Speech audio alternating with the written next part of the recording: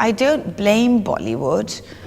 It's an industry that's grown up on its own strengths, and it's developed.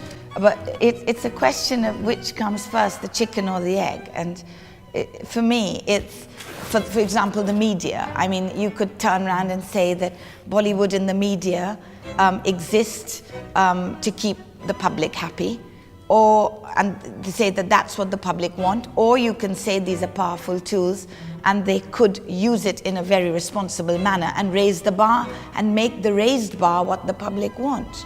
And they haven't done that.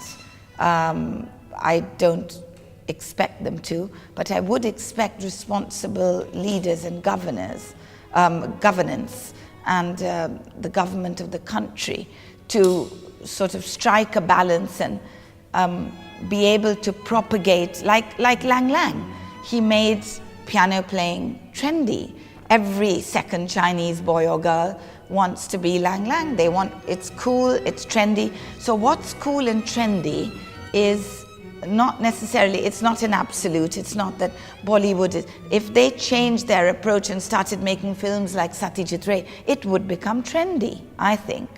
And they could choose to make a lot more trendy, a lot more meaty things than what they're doing presently in India, I think. They've sort of succumbed to the lowest common denominator, and they could do a lot better.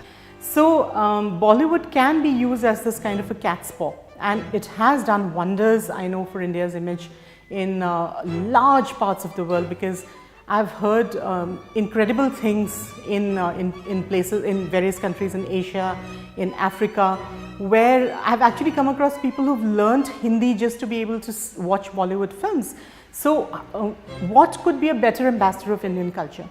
But at the same time, we should remember that the actual well of cultural heritage that we have, from which Bollywood draws its existence, cannot be allowed to run dry. Whenever there's the recession hits, or there's a financial economic crisis, what happens is culture is the first thing to be hit.